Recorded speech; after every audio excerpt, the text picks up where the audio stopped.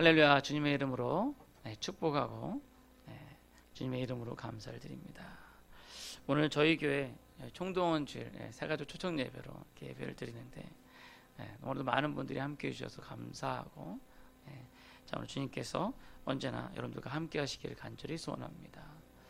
저희 교회는 45년 전에 초대 목사님이신 이계한 목사님께서 개척을 하셨고, 저는 작년 5월에 그러니까 지금부터 한 1년 한 5개월 정도밖에 안 된 신참 목사입니다. 그래서 와가지고 좀 목회도 처음이고 또 그래서 많이 실수도 하고 하지만 나름대로 열심히 하고 있습니다. 정말 하나님께서 기뻐하시는 교회, 하나님의 선한 일들을 이곳 망우동에 이루는 교회가 되고자 기도하며 열심히 노력하고 있습니다. 말하기는 오늘 이곳에 오신 모든 분들에게 하나님 평강과 축복이 넘치는 그런 자리가 되기를 축원합니다. 자, 오늘 이러한 자리에서 주시는 축복의 말씀은요, 바로 예수님께서 비유로 말씀해 주신 하나님의 나라에 대한 말씀입니다. 지금부터 2020년 가까이 되죠. 2020년 전에 이 땅에 오신 예수님께서는 주로 하나님의 나라에 대한 말씀을 주로 하셨습니다. 실제로 예수님께서 이 땅에 오신 목적이 주님의 백성들을 하나님의 나라로 이끄시기 위한 것이었어요. 그렇다면 예수님께서 말씀하시는 그 하나님 나라는 무엇일까요? 하나님 나라, 우리가 보통 천국이라 그러는데 그 천국은 무엇일까? 저는 어렸을 때부터 이 천국이 무엇일까라고 고민을 많이 했어요. 그러다가 낸 결론이 뭐냐면, 천국이란, 하나님 나라란 이 세상의 모든 좋은 것들을 한 군데 싹 다 모으면 그게 천국이고, 모든 나쁜 것들 그걸 한 군데 싹 다 모으면 그게 지옥이구나 라는 그런 생각을 했어요. 그러니까 이 세상의 모든 좋은 것들이 다 거기 있다는 거죠. 그런데 어떤 사람이 그렇게 얘기할지도 모르겠어요. 아이 목사님, 뭐 좋은 것만 있으면 너무 삶이 지루하지 않겠습니까? 좀 나쁜 것도 있고 좀 삶에 굴곡이 있어야지 좀 이렇게 삶이 좀 이렇게 뭐 스펙타클하고 뭐 이렇게 좀 재미있고 흥미있지. 보통 보면은 좀 이렇게 나쁜 게 좀 재미있고 그렇잖아요.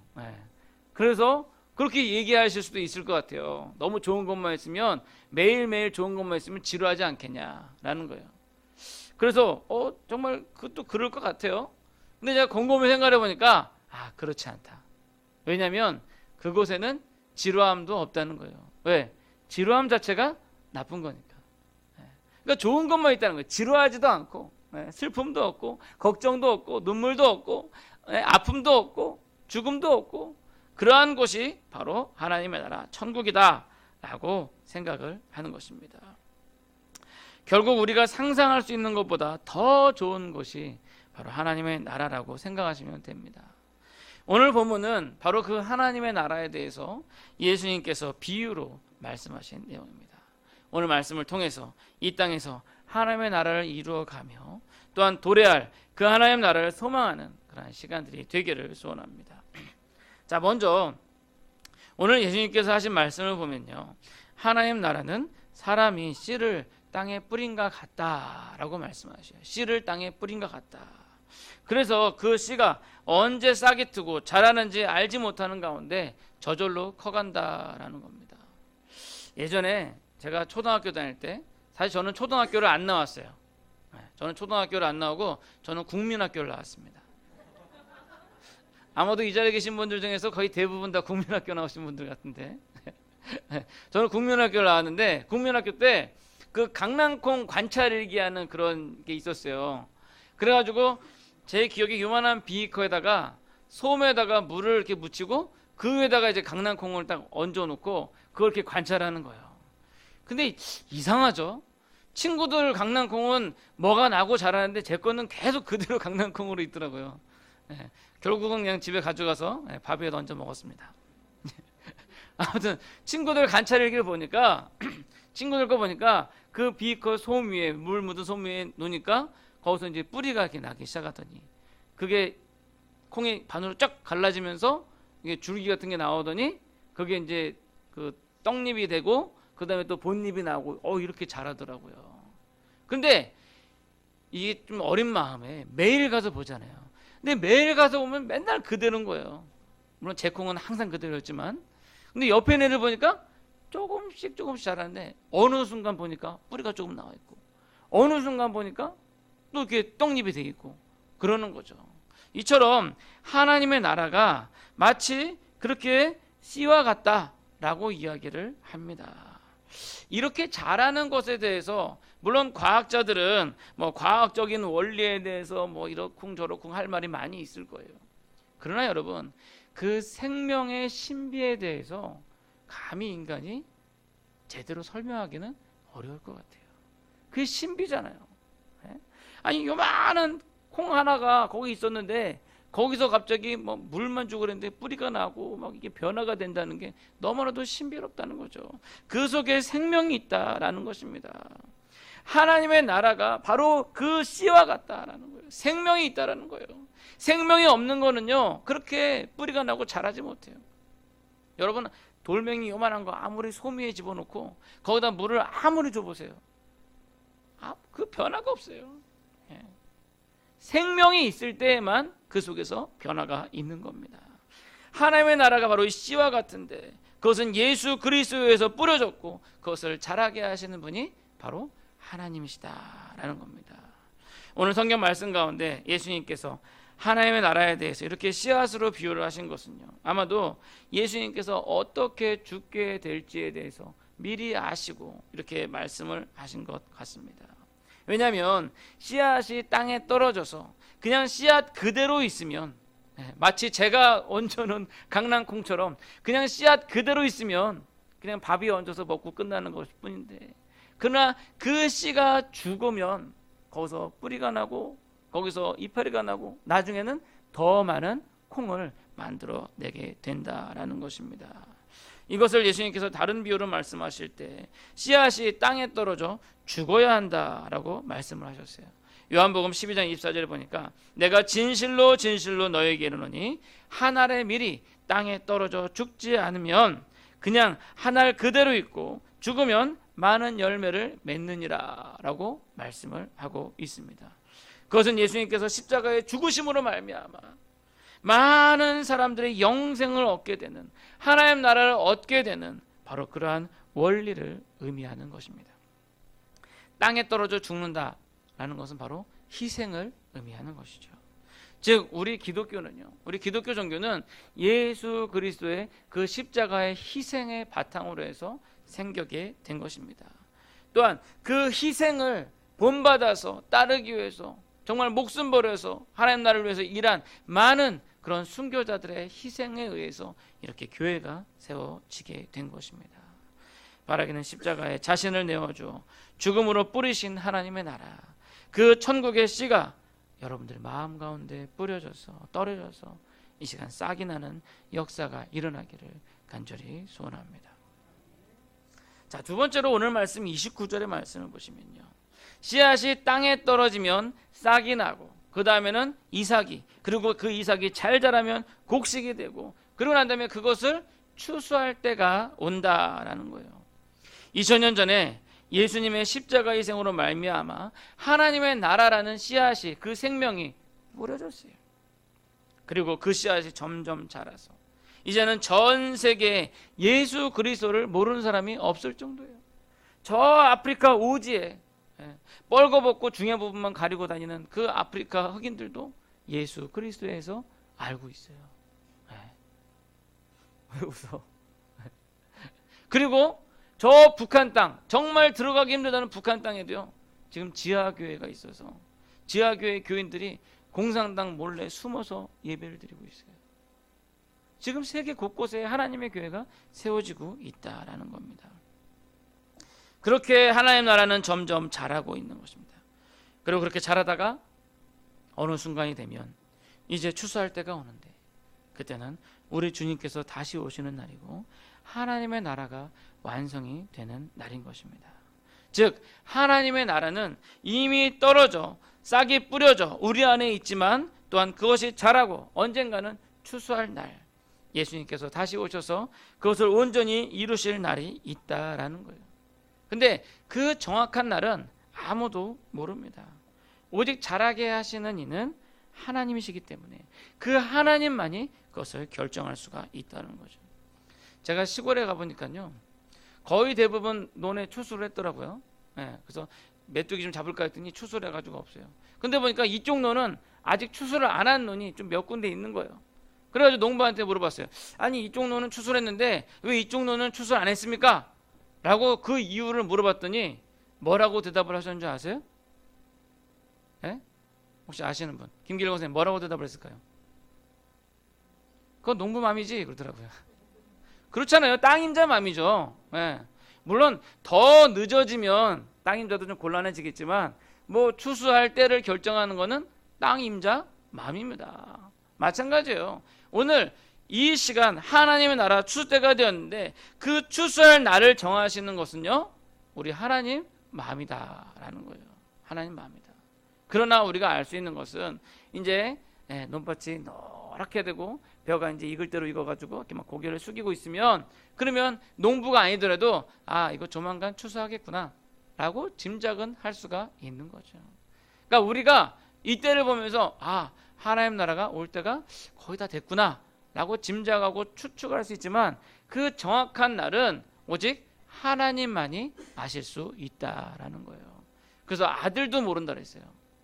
예수님도 모른다 그랬어요. 참 우리 하나님께서 예수님한테도 아들한테도 안 가르쳐 주셨을까요? 근데 제가 보니까 그게 비법인 것 같아요. 제가 한 가지 좀 너무 얼굴들이 경직돼서 재미있는 얘기 하지만 하나 드리면, 어떤 집신 장수가 있는데 그 집신 장수가 집신이 너무 잘 팔려요. 근데 그 아들이 집신을 만들어 가지고 가면 잘 안 팔려요. 근데 아버지가 만든 건 잘 팔리거든요. 그래서 아들이 아버지한테 아버지 제발 그 비법 좀 가르치시오. 근데 그 집신 장수가 절대로 그 비법을 아들한테도 안 가르쳐 주는 거예요. 근데 이제 아버지가 이제 돌아가실 때가 됐어요. 막 숨이 꼴딱꼴딱 넘어가기 전이에요. 근데 아들이 가서 얘기합니다. 아버지, 그거 비법 그거 뭐 죽어서 어쩔 뭔 데 쓰시려고 제발 가르쳐 주세요. 그랬더니 아버지가 숨이 꼴딱꼴딱 넘어가면서 아들한테 털 그러면서 이렇게 돌아가셨어요. 이 아들이 이 비법은 안 가르쳐주고 털털거리다가 돌아가셨구나. 그러고서는 이제 막 궁금해하면서 그래 막 파는데 그래도 여전히 안 팔린 거죠. 근데 아버지가 만든 집신이랑 자기가 만든 집신이랑 한번 비교를 해봤어요. 그러면서 드디어 그 비법을 알아냈어요. 뭐였을까요? 보니까 아버지의 집신을 꼬고 난 다음에 거기 나온 털들을 다 가위로 자른 거예요. 그러니까 신으면 거칠거칠 안 하고 편하니까 잘 팔리는데, 자기가 만든 집신은 털이 그대로 있으니까 신으면 그 털에 찔려가지고 아픈 거죠. 그게 바로 비법이었다. 그러면서 야, 아버지께서 그래서 돌아가시면서 털털거리면서 돌아가셨구나. 이런 비법을 아들한테도 안 가르쳐 주시죠. 마찬가지로 하나님께서 아들한테도 안 가르쳐 주시는데, 오늘날 보면 이 사이비 종말론자들은 아들보다 더 높은 사람들이 있어요. 언제 예수님 오신다고, 언제 재림 만들고, 언제 하나님 나라를 만들고 다 알면서 얘기하잖아요. 그런 사람들 절대 믿지 마세요. 그런 사람들은 자기가 예수님보다 더 높이 있다는 거죠. 자, 아무튼 하나님의 나라는 언젠가는 그러나 온다는 거예요. 아들도 모르고 아무도 모르지만 언젠가는 그 추수할 때가 있다라는 거예요. 우리는 단지 그 곡식이 익어가고 고개를 숙이는 걸 보고 아, 그때가 머지않았구나 라고 짐작을 할 수가 있는 것입니다. 어떻게 보면 이 소망, 이 하나님의 나라에 대한 소망은 기독교의 가장 핵심적인 사실이고, 또 우리가 이 자리에 모여가지고 예배드리고 여기 교회를 세우고 이런 모든 것들이 사실 그것 때문이에요. 사실 그게 없다면 여기에서 우리가 있어야 될 이유가 없는 겁니다. 바라기는 이 소망을 우리 모두 함께 나누기를 원합니다. 이것저것 세상에 좋은 말도 많고 뭐 좋은 교훈도 많이 있고 뭐 좋은 소리도 많이 있지만, 교회는 그런 좋은 소리, 좋은 말하는 그런 곳이 아니라 진정한 하나님 나라의 복락이 있는 곳, 모든 좋은 것이 있는 그곳, 하나님 나라 천국이 이제 곧 오게 될 것이라는 소망과 그것을 믿음으로 오늘날 이곳에서 그것을 이루어 나가는 그러한 곳이다라는 겁니다. 바로 우리 모두가 그 소망, 믿음을 함께 나누기를 소원합니다. 마지막 세 번째로, 예수님께서는 조금 다른 한 가지 비유를 또 하나 말씀하셨어요. 그건 뭐냐면 바로 겨자씨의 비유입니다. 그 겨자씨가 너무나도 작은 씨앗이지만 그것이 땅에 심긴 후에는 자라서 큰 가지를 내고 공중의 새들이 그 그늘에 깃들일 만큼 된다라는 그러한 비유의 말씀입니다.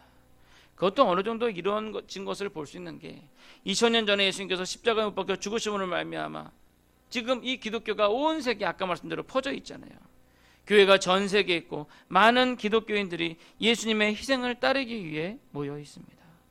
우리 망호중앙교회도 사실상 그 열매 중에 하나인 것입니다. 이 말씀에 대해서 제가 설명을 드리기 위해서 제가 좋아하는 시 한 편을 소개해 드리도록 하겠습니다. 제목은 나무이고요. 시인의 이름은 하덕규입니다.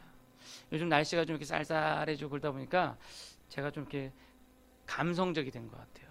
제가 원래 이 감수성이 많은, 저 초등학교 국민학교 6학년 때는, 전 국민학교였는데 안 나온 초등학교를 얘기해요. 국민학교 6학년 때는요, 저는 거의 시인이었어요, 반에서. 그래서 시를 지어가지고 반에서 이렇게 막 발표도 하고 그랬습니다. 근데 좀 나이를 먹어가면서 감수성이 떨어지는 것 같은데, 이렇게 떨어지는 낙엽을 보면서 좀 그런 감수성이 살아나는 것 같아요. 그래서 제가 오늘 여러분들에게 시를 하나 소개해 드리도록 하겠습니다. 이럴 땐 노래가 나와야 되는데 죄송합니다. 그걸 준비를 못했네요. 자, 저 언덕을 넘어 푸른 강가엔 젊은 나무 한 그루 있어. 메마른 날이 오래여도 뿌리가 깊어 아무런 걱정 없는 나무. 해마다 봄이 되면 어여쁜 꽃 피어 좋은 나라의 소식처럼 향기를 날려 그 그늘 아래 노는 아이들에게 그 눈물 없는 나라 비밀을 말해주는 나무. 밤이면 작고 지친 새들이 가지 사이 잠들고 푸른 잎사귀로 잊혀진 엄마처럼 따뜻하게 곱게 안아주는 나무.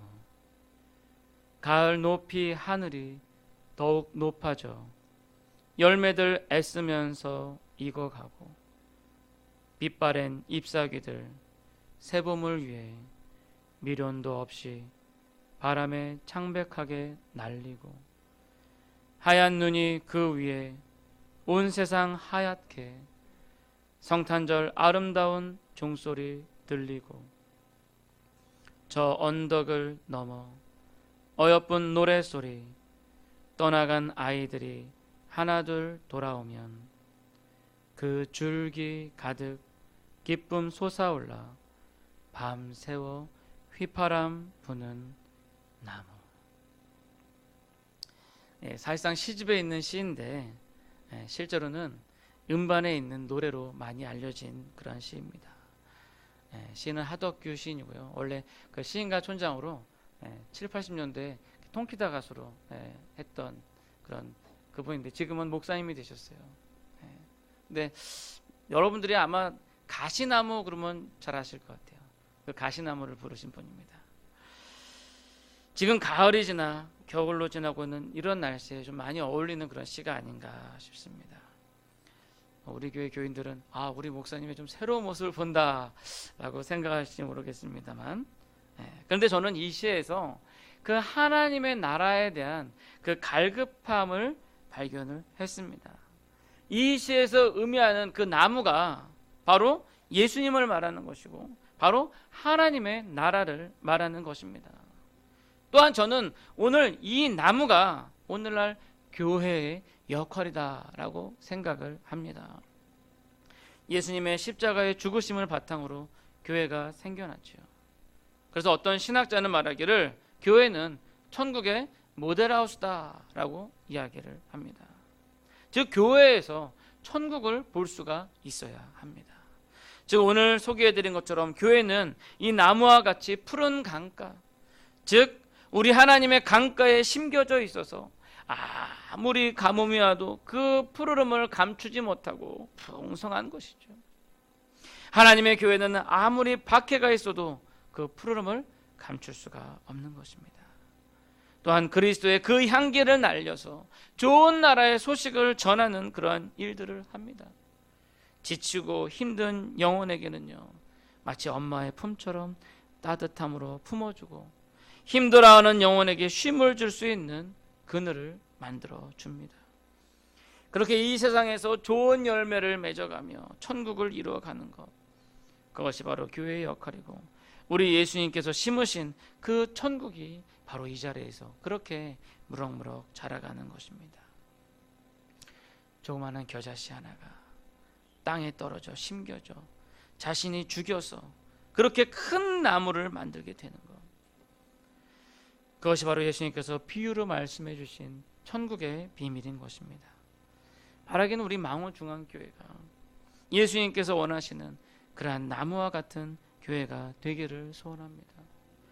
세상 풍파와 비바람에 지쳐서 젖은 날개로 들어온 새들에게 쉴 나뭇가지를, 비바람을 막아줄 그늘을 만들어주는 그러한 나무와 같은 교회가 되기를 소원하고 또 그렇게 만들어 나갈 것입니다.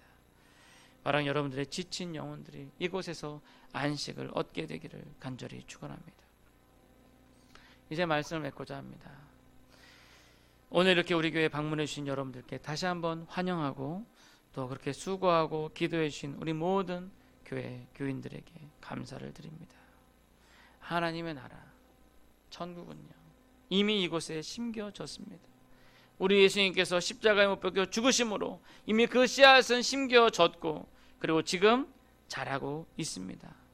이 땅에서 그 천국을 경험한 많은 사람들이 지금도 그것을 간증하고 있고 그들은 믿음으로 그 천국을 경험하고 평안한 가운데 핍박을 견디며 기쁨으로 살아가고 있습니다. 그러나 우리 주님 다시 오실 그날에 그 천국이 완성될 것입니다. 씨가 자라서 언젠가는 그 열매를 거둘 날이 오게 되는 것처럼 말입니다. 그리고 오늘날 교회는 바로 그 겨자씨와 같이 이 땅에 심겨져 큰 나무로 성장하여서 이 땅에 지치고 힘든 영혼의 안식처가 될 것입니다. 그것이 천국을 이루어가는 것이고 그 천국을 이 세상에서 맛볼 수 있는 것입니다. 저는 우리 교회를 그렇게 만들어 갈 것입니다. 아니, 우리 모두가 그렇게 만들어 갈 것입니다. 왜냐하면 이 교회를 위해서 우리 예수님께서 십자가에 못 박아 죽으셨기 때문입니다. 천국의 씨앗을 심으셨기 때문입니다. 우리는 그 씨앗이 이곳에서 자라기만을 기다리면 되고 하나님의 말씀과 기도로 물을 주고 나뭇가지를 내고 그늘을 만들고 잎사귀와 꽃들로 좋은 향기를 내고 그렇게 만들어 가면 되는 것입니다. 바라긴 이 나무 그늘에서 안식을 얻으시길 소원합니다. 지치고 피곤한 영혼이 세상에 줄 수 없는 평안을 얻으시길 바랍니다. 그것이 제가 꿈꾸는 교회, 우리 망원중앙교회가 꿈꾸는 교회입니다. 그것을 예수님의 이름으로, 예수님의 힘으로 말미암아 이곳에 이루어 갈 것입니다. 그 꿈에 우리 모두가 동참하기를 간절히 소원합니다. 기도하시겠습니다.